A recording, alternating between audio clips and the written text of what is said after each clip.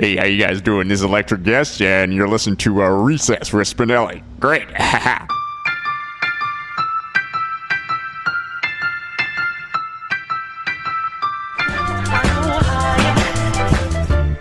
Tuned in to Recess with Spinelli here on WSPN, Saratoga Springs, New York, Hoxton FM, London, England, the International Radio Festival, Milan, Italy, as well as the New York State Music Blog. And today we are here with Electric Guest in Albany, New York. Thank you so much for joining me today, guys. Okay. Oh, shit. That was his radio voice.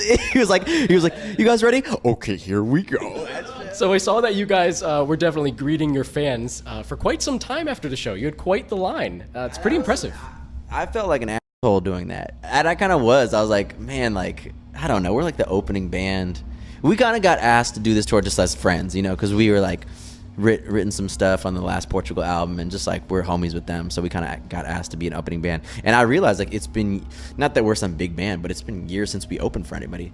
And there's kind of like, I don't know. I felt like doing a meet and greet on stage afterwards. It was like, oh my God, what am I doing? Nobody cares about us. You know, we're here like, this is a Portugal show. You had quite the following there, or quite the crowd gathering. It was lucky, yeah. Speaking of crowds and, you know, your fans, did you find that they had to kind of rediscover you in a way with the absence? Because it's been 5 years since the last album, right? It's been cool though. I mean, I feel like when we first started touring on this new record that it was going to be a lot worse than it was, but it's been good, like good response. It was like a rediscover that we kind of wanted too, because our album's different. We kind of made a left turn sonically, and we just want, like, I was kind of glad. I mean, that was the one silver lining to taking 5 years, which was probably not a good idea. Now, it's not that you guys weren't working though, right? No, that's all we do is work, kind of make bad music that doesn't see the light of day, and then, you know, over the course of a chunk of years, we, you know, picked whatever it was. How many songs are on this album? So, I mean, what was wrong with the work that you're doing over the past 5 years that made you want to start from scratch? We wrote a whole nother album, totally complete, semi-finished. I mean, it wasn't mixed, but it was finished, and it was just a real mellow, somber thing. We were both, well, maybe just me, we're coming out of a dark time, and so that was just the music that was written. It was just kind of like dark and up. And I think partially it was like, you know, we turned into the record label and they're like, oh, wait a second, like the last album was like some campy, like real upbeat stuff. So they were kind of like, you should keep writing. And I think initially we were like, no, f that, like you're gonna release whatever, like, you know, just take us how we are. And then we started writing and we liked the new stuff better. It was kind of just a lesson in objectivity about like, oh, maybe things that I'm so precious about or I love because they, you know, aren't necessarily compelling. And that takes a lot. It's really hard as an artist to see yourself. You know, we had linked up with Danger Mouse, who did our first one, and he was just like, everyone needs to be produced. He was like, David Bowie's a producer, and yet he had a producer himself for his albums. It's really hard to see yourself. So it just took some like getting a bit out of our heads a little bit. Like maybe the picture's almost there, but it's just a couple things that kind of gel it together or something like that. Yeah. Yeah, exactly. Or even curate songs, even just like what songs to, you know, we had kind of like Danger Mouse kind of like executive producer in terms of like picking songs, like, oh, this is terrible, this is good, you know, even that kind of stuff. It's hard to see yourself. So what type of curation do you guys prefer? Do you kind of go with a sonic curation more, or like a thematic melody, or like a generic theme? Sonic curation comes naturally for us just because of the way we work, and we do a lot of stuff just at Ace's house. So like, not that you're limited or anything, but just things start to sound a certain way when you're using certain things. And, you know, like even there was a little bit of stuff that we kind of left over from the last album. Like we would record at Danger Mouse's studio and use his drums, you know, the same drums we used on the last record, and things like that would kind of like translate.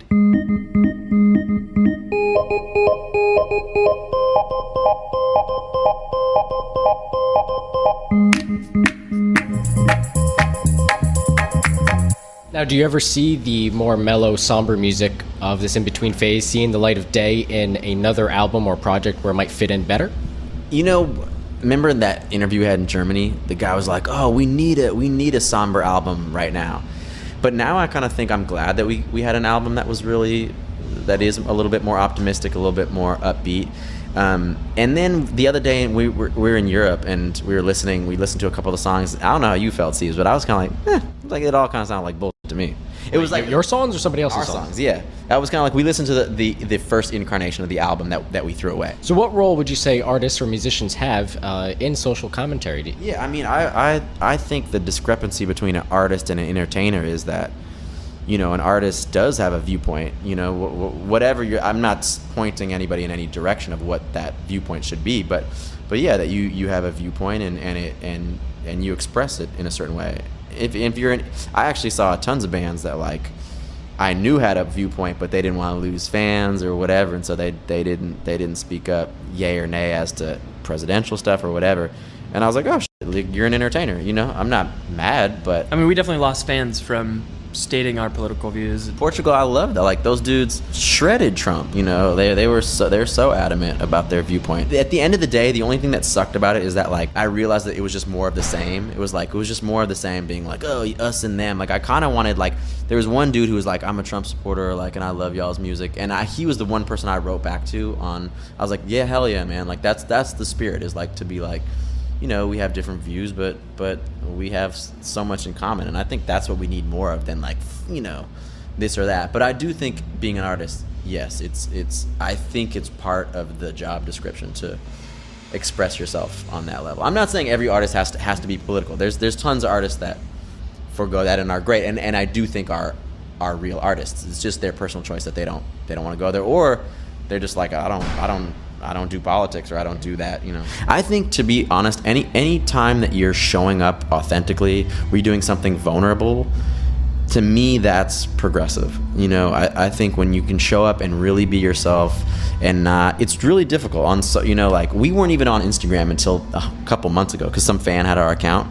And it's getting on Instagram, it's like, it's difficult. It's like tests you. It's like, do you want to, like, fall into the same thing of your little, like, glamour shots and trying to be a model when you're not, and all that stuff. And I think all that bullshit just adds to the overall anxiety that people feel from this modern culture. So anytime you do something antithetical, a left turn of that, and you can show up in an authentic way, I think it somewhere alleviates people's stress, because it tells them, like, it's okay for them to be themselves.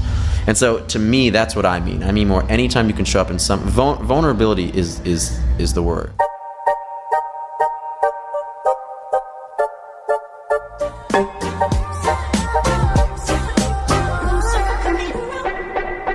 How has either producing music, the writing, or getting music out there, promotions, or just touring, how has all that whole process changed since Mondo to Plural? I think things have a smaller shelf life than our last record. You know, like, I don't think people can pay attention to all of the things that are out there and give them, you know, the proper amount of attention. Like, I think I'm even, like, guilty of that. Hearing an album, liking it, and then kind of, like, moving on because I've either heard something else, or I don't know. Like, we were talking about it yesterday with our record. Like, you know, our record's been out. It came out in February, and, like, we were like, is it already over for our record? Like, how long do people pay attention to records? I mean, it's an interesting thing, like, because you want to, like, have a longevity and have, you know, let it all have its fair shot and go on tour and do all this stuff, but, like, things move so fast, you just don't know if it's going to get the proper attention, or if people even really care, or if there's just too much stuff out there to really pay attention to. For this tour, like, we went and listened back to songs that, like the songs that we did, yeah, from the first tour, to, like, see how we played them, to relearn them, and we were like, oh my God.